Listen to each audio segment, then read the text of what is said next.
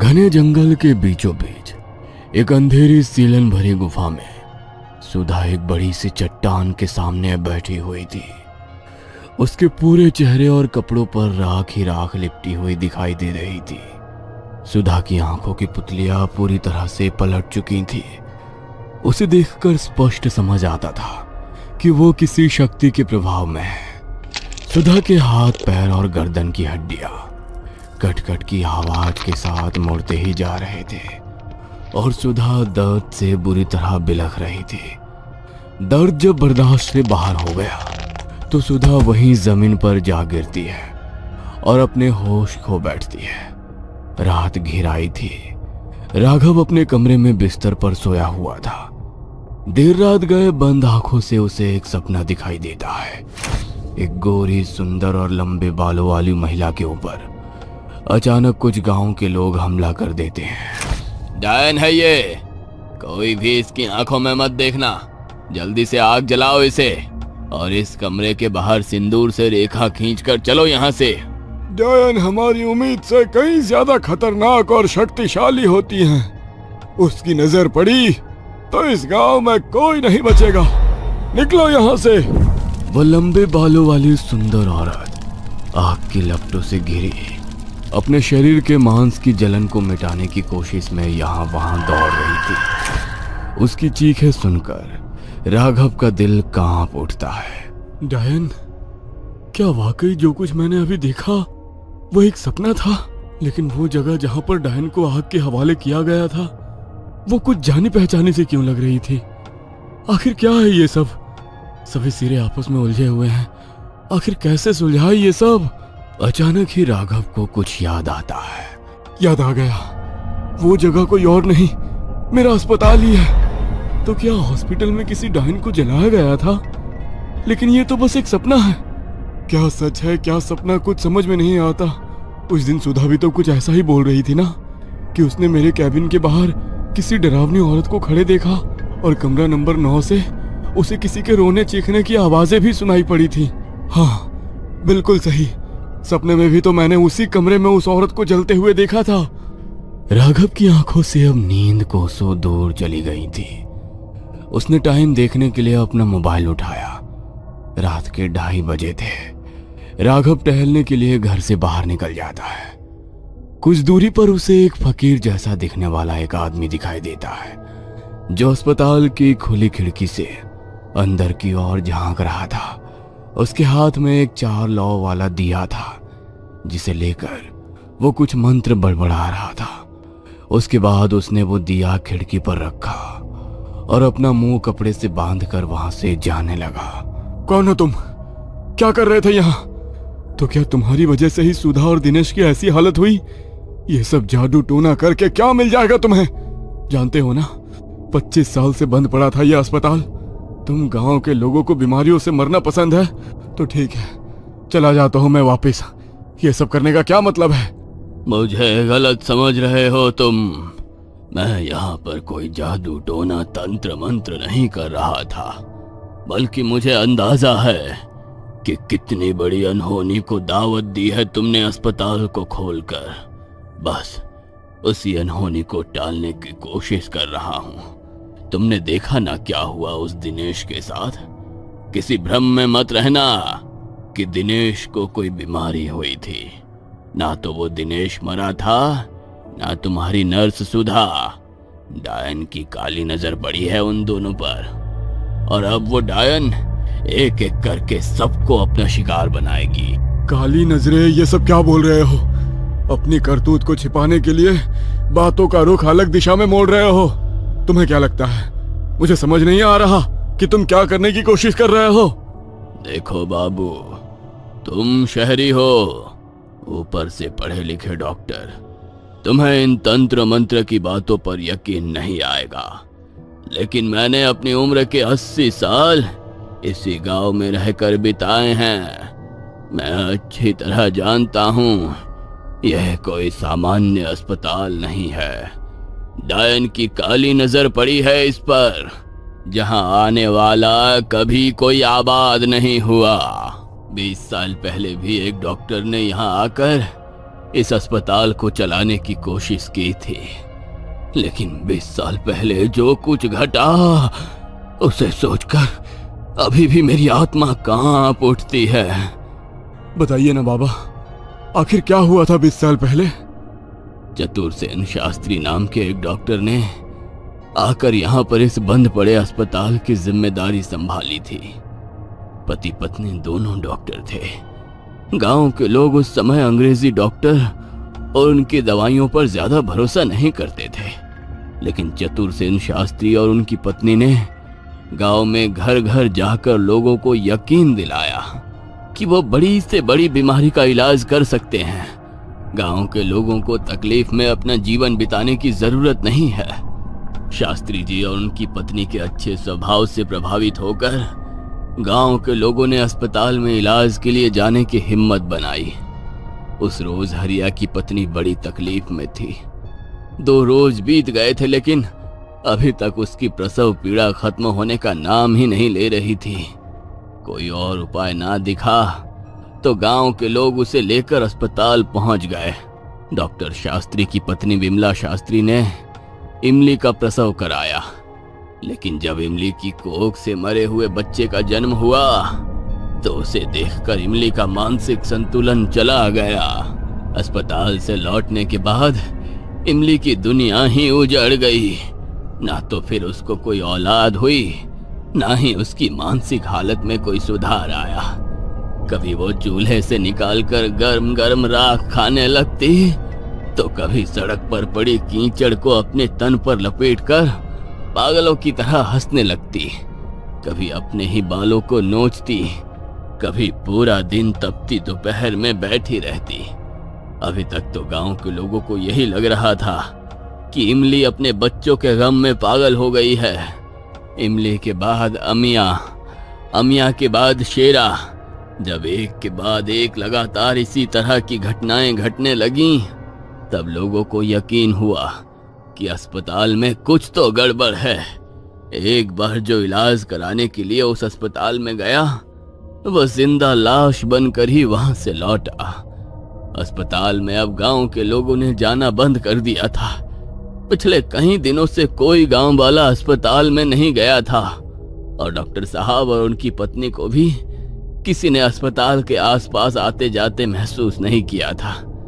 जब 1 सप्ताह तक अस्पताल में कोई हलचल महसूस नहीं हुई, तो गांव के लोगों को शक होने लगा।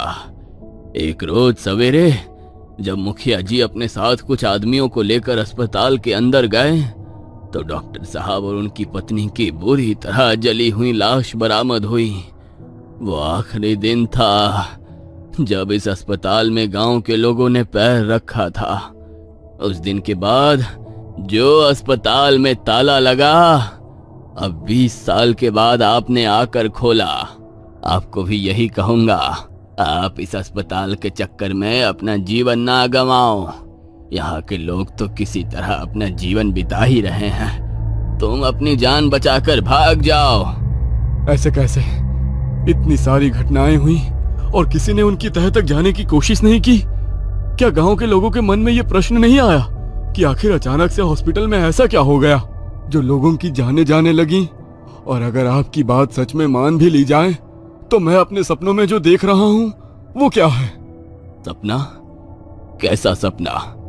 मैंने देखा हॉस्पिटल के वार्ड नंबर 9 में एक गांव के लोगों ने किसी औरत को जलाकर मार डाला, और गांव के लोगों का कहना था कि वो एक डायन थी। क्या मेरे सपने का सच्चाई से कोई संबंध है?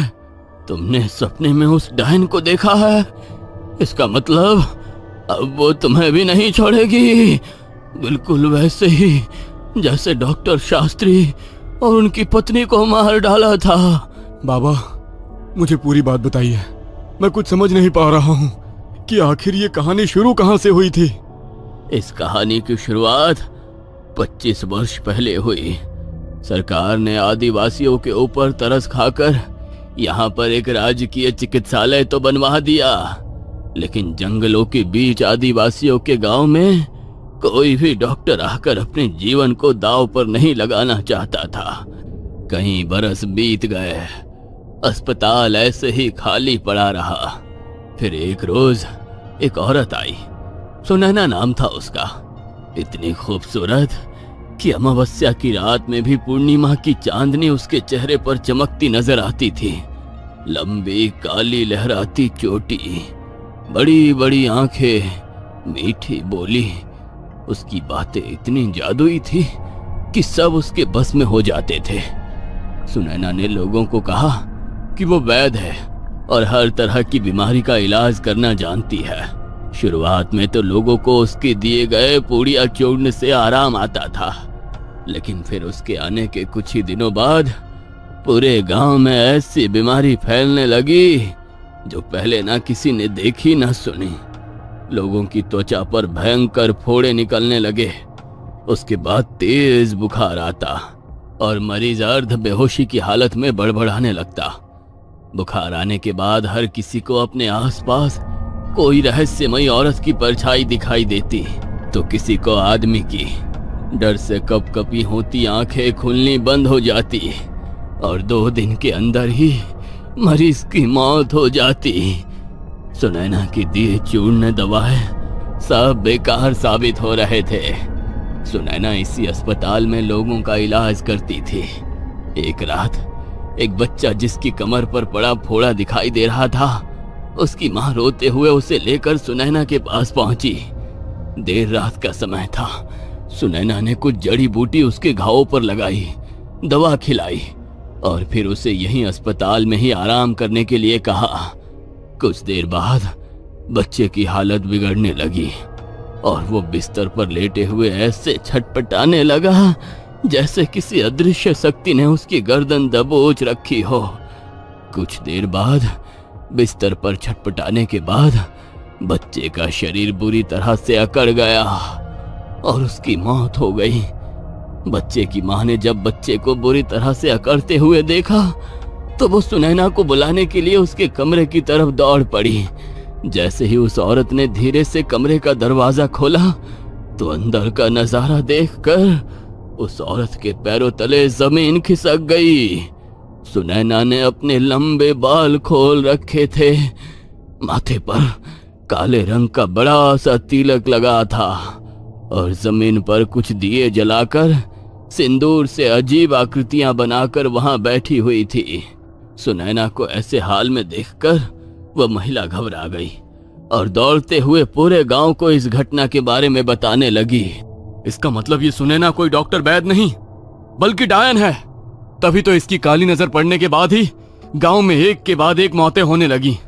ऐसी महामारी पिछले 100 साल में भी कभी नहीं इस गांव पर आई जैसे इसके आने के बाद गांव में फैल गई। मुखिया जी बिल्कुल ठीक कह रहे हैं। मेरा बेटा भी जब उसके अस्पताल में गया, उसकी पीठ पर सिर्फ एक फोड़ा हुआ था और थोड़ा सा बुखार था, लेकिन अस्पताल में पहुंचने के बाद उसने ना जाने क्या खिलाया मेरे बच्चे को कि वो बुरी तरह से छटपटाने लगा। देखते ही देखते उसका पूरा शरीर अकड़ गया और मेरी आंखों के सामने ही उसकी मौत हो गई। जरूर काला जादू किया होगा उसने मेरे बच्चे पर और हमेशा हमेशा के लिए उसको मुझसे छीन लिया। बिल्कुल ठीक कह रही है ये। अरे मेरे पति को भी तो ऐसे ही दवा दी थी ना उसने। इसकी दवा खाने के बाद ही उसको तेज बुखार हुआ और फिर वो बेहोशी की हालत में बार बार कह रहा था कि उसे कोई औरत दिखाई दे रही है जो उसे लेने आई है। गांव वालों की बातें सुनने के बाद मुखिया को यकीन हो गया था कि हो ना हो ये सुनैना कोई डायन है जो अपनी सिद्धि पूरी करने के लिए गांव के भोले भाले लोगों की बलि लेने के लिए आई है। डायन का अंत करना किसी भी आम आदमी के बस का काम नहीं था। इससे पहले कि डायन को पता चलता कि गांव वाले उसकी असलियत जान चुके हैं, मुखिया ने गांव के बड़े पुजारी को बुलाया और फिर उसके बताए अनुसार अभिमंत्रित सिंदूर और भभूत लेकर पूरा गांव अस्पताल की ओर बढ़ गया। डायन को सामने से ललकारना मतलब अपनी मौत को बुलाना, इसलिए हमें उसे धोखे से ही मारना होगा। इससे पहले कि डायन गांव वालों का अगला कदम समझ पाती, सबने मिलकर उसे एक कमरे में बंद कर दिया और आग लगा दी। फिर उस कमरे के बाहर सिंदूर से रेखा खींचने के बाद अस्पताल को हमेशा के लिए बंद कर दिया गया। डायन तो चली गई, लेकिन उसके मरने के बाद भी गांव पर छाई मनहूसियत खत्म नहीं हुई और गांव में एक एक करके ना जाने कितनी ही मौतें हुई। गांव वालों से जो बन पाया उन्होंने किया, पूजा पाठ हवन, और फिर धीरे धीरे सब सामान्य हो गया। अस्पताल में ताला लटक गया। साल 10 साल बीतने लगे और फिर इस घटना के 5 साल बाद चतुर सेन आए। उनकी मौत के बाद तो ऐसा खौफ बैठ गया था कि किसी ने भी इस तरफ देखना तक छोड़ दिया। और अब पूरे 20 साल बाद तुम आए हो। मुझे डर है तुम्हारे साथ भी वही होने वाला है जो चतुर सेन और शास्त्री के साथ हुआ था।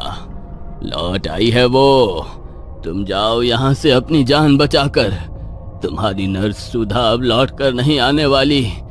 इससे पहले कि डायन का कहर एक बार फिर से टूटे, तुम अपने शहर लौट जाओ। इसका मतलब जो कुछ मैंने सपने में देखा था वो सब सच था। आज तक इतने सारे लोग मारे गए उस डायन के कारण, लेकिन मैं अभी तक क्यों जिंदा हूँ? उसने मुझे कोई क्यों नहीं नुकसान पहुंचाया? राघव को अपने काफी सारे सवालों के जवाब तो उन बाबा से मिल गए थे, लेकिन अभी भी कुछ सवालों ने उसकी नींद उड़ा रखी थी। राघव वहां से सीधा डॉक्टर सृष्टि के पास जाता है और उसे सारी बातें बताता है। मैं कह रही थी ना राघव, ये जगह कुछ अजीब है। मैंने जो अपनी आंखों से देखा उसके बाद एक पल के लिए मैं भी आंखें बंद नहीं कर पा रही हूँ। मुझे लगता है कि सुधा भी नहीं बच सकेगी। हम दोनों आज रात किसी तरह बिता लेते हैं। कल सुबह हम ये अस्पताल छोड़कर हमेशा के लिए चले जाएंगे। मुझे अब एक पल भी यहाँ नहीं बिताना। राघव और सृष्टि अस्पताल से निकलकर सृष्टि के कमरे में आ जाते हैं और टेबल पर सर रखकर कुछ देर बाद गहरी नींद में पहुंच जाते हैं।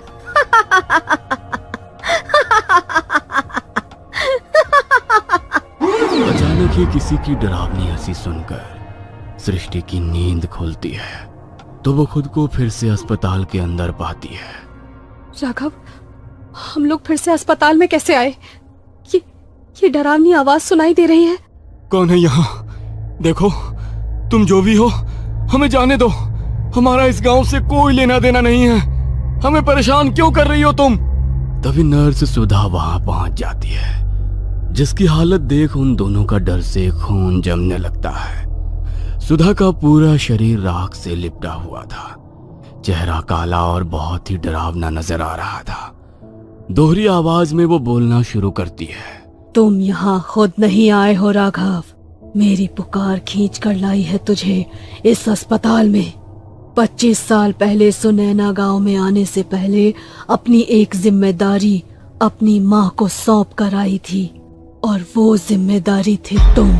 लेकिन जब यहाँ मेरी मौत हो गई तो माँ ने तुम्हें गोद दे दिया और तुम उस करोड़पति परिवार में बेटे बनकर बड़े होने लगे। लेकिन देखा तूने, एक माँ की पुकार खाली नहीं गई। तू मेरे बुलाने पर यहाँ तक आ ही गया। नहीं, यह नहीं हो सकता। मैं एक डायन का बेटा नहीं हूँ। लोग ठीक ही कहते हैं, एक डायन अपने बच्चे का भी शिकार करने से पीछे नहीं हटती। तुमने मुझे मारने के लिए यहाँ तक बुलाया?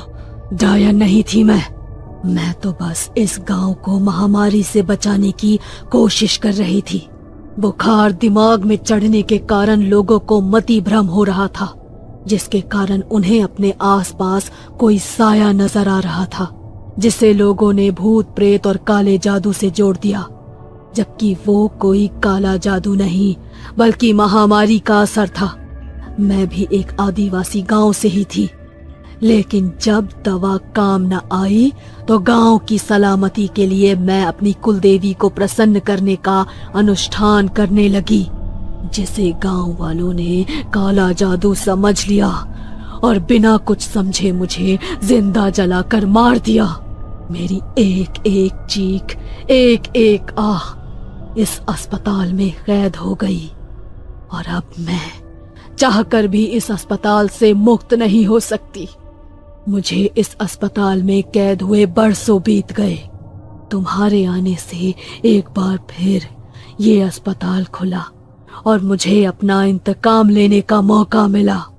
राघव, अगर तुम्हारी माँ की बात सच है और वो डायन नहीं है, तो इसका मतलब है कि वो एक अतृप्त भटकती आत्मा है जो शायद तुम्हें इसलिए पुकार रही थी ताकि उन्हें तृप्ति मिल सके। उनका अंतिम संस्कार करो ताकि वो इस दुनिया से विदा ले सके। फिक्र मत करो, तुम उनके बेटे हो तो तुम्हें कोई नुकसान नहीं पहुंचाएंगी वो। तुम शायद ठीक कह रही हो, लेकिन कैसे होगी इनकी मुक्ति? मुझे कुछ समझ में नहीं आ रहा। अचानक ही एक तेज हवा का झोंका आता है और एक काली परछाई आकर सृष्टि के अंदर समा जाती है। अचानक ही सृष्टि के चेहरे के हाव भाव बदलने लगते हैं और वो जाकर हॉस्पिटल की दीवार में अपना सर पटकने लगती है। सृष्टि डरावनी हंसी में जोर जोर से हंस रही थी और उसके साथ ही लगातार वहां पड़ा हुआ सामान उठाकर अपने सर पर मार रही थी, जिसे देखकर डॉक्टर राघव बुरी तरह से डर जाता है। अगर मैंने अभी कुछ नहीं किया तो ये सृष्टि को भी मार डालेगी। प्लीज बंद करो ये सब। आखिर क्यों सबकी जान ले रही हो? डॉक्टर सृष्टि ने आपका क्या बिगाड़ा है? छोड़ दो उसे। अचानक राघव को सृष्टि की बात याद आती है और वो दौड़ते हुए कमरा नंबर 9 में पहुंच जाता है। दूसरी तरफ सृष्टि अस्पताल के स्टोर रूम में पहुंचकर अल्कोहल की बोतल उठाकर बाहर आ जाती है और हंसते हुए उसे अपने ऊपर डाल लेती है। आखिरी बार देख ले इसे, इसके बाद ये राख का ढेर बनने वाली है। दोहरी सी आवाज में सृष्टि की बात सुनकर राघव के पांव के नीचे से जमीन निकल जाती है। तभी बाबा वहां पहुंच जाते हैं। बाबा कुछ करो, मेरी सृष्टि, वो मार डालेगी उसे। ये लो गंगा जल, जिस कमरे में सुनैना को जलाया गया था उस कमरे में छिड़क कर उसकी अस्थियां बाहर लेकर आओ। उसकी अस्थियां आज भी उस कमरे में बिखरी हुई हैं। बाबा की बात सुनकर राघव दौड़ते हुए कमरे में जाता है और वहां पर चारों तरफ गंगा जल छिड़क देता है। उसके बाद सुनैना की हड्डियां उठाकर बाबा की मदद से एक कलश में भर देता है। बस करो माँ, अब मुक्त हो जाओ। मैं तुम्हारा अंतिम संस्कार करूंगा, तुम्हें सम्मान के साथ विदा करूंगा और तुम्हारी अस्थियों को गंगा में प्रवाहित करके तुम्हारी आत्मा की शांति के लिए प्रार्थना भी करूंगा। अब अपना गुस्सा छोड़ दो, अपने बेटे के लिए बस करो माँ। राघव, सृष्टि के ऊपर भी गंगा जल छिड़को। राघव जाकर सृष्टि के ऊपर भी गंगा जल छिड़क देता है। सृष्टि बेहोश होकर नीचे जा गिरती है। अगले कुछ पलों के बाद सब कुछ शांत हो चुका था। वो चली गई है बेटा। शायद उसने तुम्हें यहाँ इसलिए बुलाया था ताकि तुम उसे मुक्त कर सको। बेटे के हाथों से गंगा जल पाकर उसकी आत्मा तृप्त हो गई। उम्मीद है अब वो कभी लौट कर नहीं आएगी। तुम भी अपना किया वादा निभाना और इन अस्थियों को गंगा में विसर्जित करने के बाद अपनी माँ की आत्मा की शांति के लिए प्रार्थना करना।